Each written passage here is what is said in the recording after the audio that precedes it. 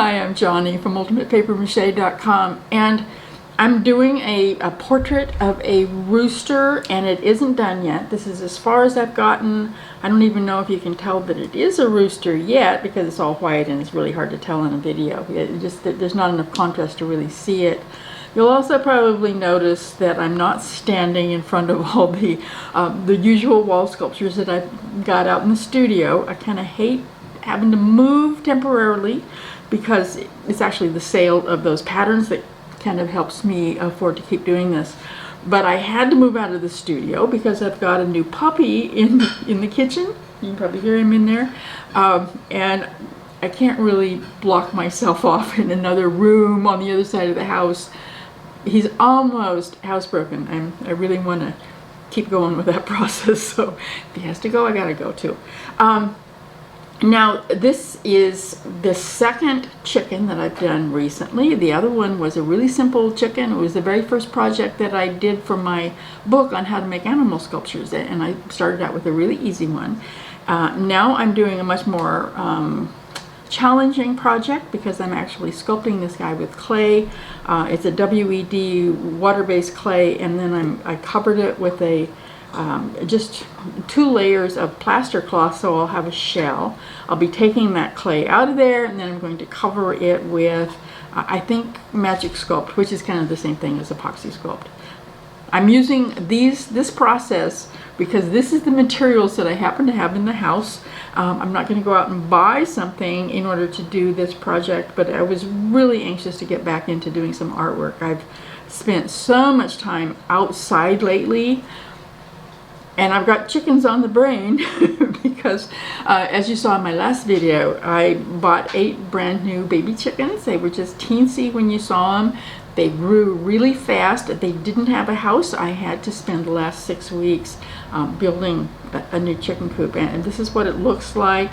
I know that if you know how to build stuff, you probably could have done it in a weekend, but it took me a whole lot longer. And it still isn't quite done. There's still a trim around one window that has to be finished, a little bit of wire to keep things out of the run, but it's almost done. Now, before we get to Mr. Rooster here, this is just an aside about chickens. If you happen to wonder why I decided to get chickens, I spent most of my what are they calling it, the virus money? I can't remember what it's called, but anyway, they sent us a check, and that's what I spent on the chicken coop. And I'm also doubling the size of my garden. It was already the biggest garden in town, and I'm making it even bigger by digging up the front lawn. If you want to know why I'm doing that, and if you don't assume that it's only because I'm a crazy old lady who thinks watching chickens is more fun than Netflix, I mean, that's true too, but there is more to it. And if you want to know why, read the book called Ersatz, I don't even know how to pronounce it, Ersatz in the Confederacy. I'll put it right here so you know what I'm saying. It's got a crazy title, but it's a fantastic history. It's about real people in a real situation. Excellent history book. I think it should be read in every single high school. I mean, it's just fantastic. I won't talk about it here though. So let's get right to our rooster. I started out with just a sketch. I don't know if you can see that or not. It's just really light. There's another one on the back. I just started sketching. I ended up using parts of 3 different roosters because I liked the comb on one of them. I really liked the way one of them had his mouth open. I liked the wattles on another one, so it's just a kind of a combination. And once I kind of knew what I wanted to do, I put together a really easy sketch. This is actually the first one. It changed just a little bit from this. This was printed on a full sheet label, and I stuck it on a piece of light cardboard. The reason that I wanted the light cardboard, because I knew I was going to leave it inside the comb, and the comb needs to be really thin. There's a lot of different ways to do this. The first thing that you could do differently, instead of using the WED clay, go ahead and create the form with hot glue and aluminum foil. And if you do that, then you don't have to take it out. I'll have to take the clay out of this guy because you can't leave wet clay inside of a sculpture. That'd be crazy. You can't do that. So you can do it differently. You don't have to sculpt using the clay if you don't want to. I am using a wet clay. It was designed specifically for making models, not for making final sculptures. WED clay stands for Walt E. Disney. I don't know Walt's middle name, but evidently it started with an E. And you can't fire it, but it's just regular like pottery clay. It's wet, but it doesn't have the texture that most pottery clay does. It's really, really smooth, and you can't fire it in a kiln. It's not a permanent sculpting material. It's only for making the form, and then you usually would make a silicone mold of that original.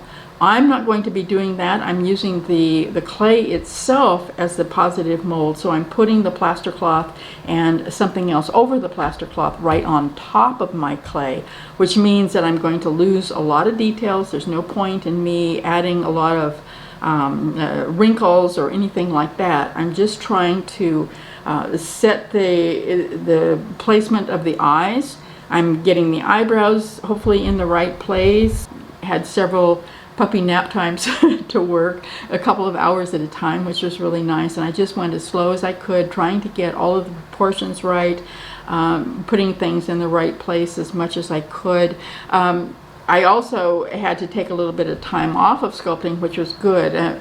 Sarah Manchester wrote a really nice guest post for us recently showing us how she made wings on a sculpture of Raphael, the Archangel.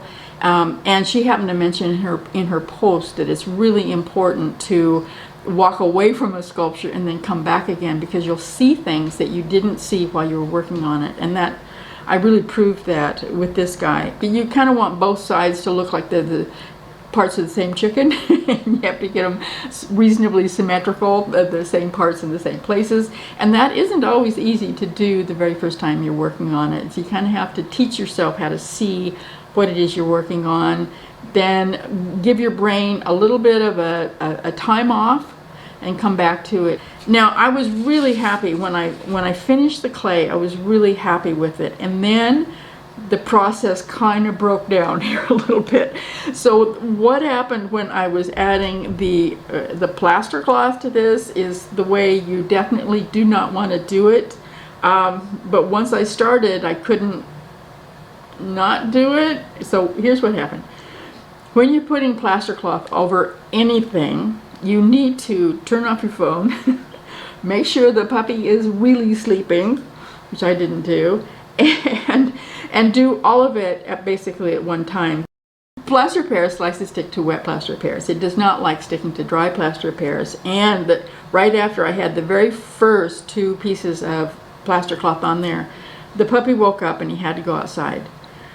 So I was kind of stuck. I had that one piece on there. I had, it wasn't exactly on as well as it could be. You want to use a brush and push it down into the spaces as much as you can. I always put 2 pieces on at once. I dip it into warm water. I do it that way because that's how the folks over at the Brick in the Yard YouTube channel do it, and it works really well. But you do need to, like I said, you need to keep covering all of it so that you'll be sticking new plaster onto plaster that hasn't cured yet, and it cures really, really fast. Now, the only way that I could finish this guy was to take it outside and work on it out in the garage. So obviously you didn't get to see it, but hopefully you can kind of get the point. Now, if you want to use paper mache strips and paste directly over wet clay, I have a whole video on how to do that. It's going to be a little bit difficult on something like this that has so many dips and crannies and eyeballs and stuff. You want something fairly simple for that, but it can work. You really wouldn't want to put like paper mache clay or even paper strips and paste directly over wet clay, though. You want to put plastic in between it, because if you don't, the water in the clay is going to keep the paper mache from drying. I don't know if I should keep telling you all the different ways that you could do this. I'm just trying to let you know that there's a whole lot of different ways to achieve the same thing, and you can do exactly what I'm doing, which is use whatever you got in the house. Now, this is as far as I've gotten today. I want to go ahead and put the video out so that you don't totally forget that I'm here. What I'm going to do in the next video is get out my Magic Sculpt, which is the same as epoxy Sculpt. It's an epoxy clay. Now, some epoxy clays do dry out right in the tub, and I'm afraid that that's going to happen with my Magic Sculpt, and that's why I'm going to use it for this fellow. You can also use, here's another thing that you could do instead, is use the original paper mache clay recipe right over this. Just put a paper thin layer on it just to smooth it out. Or you could use the Silky Smooth air dry clay recipe over the plaster cloth.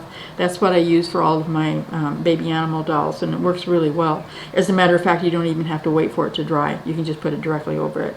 Now, in the next video, I'm going to hopefully finish this fellow with the epoxy clay. I am going to make as many details, as many wrinkles, and as many skin textures as I can using the epoxy clay. That's coming up next. Be sure and watch for it. In the meantime, go make something and then come visit me at ultimatepapermache.com. I'll see you there.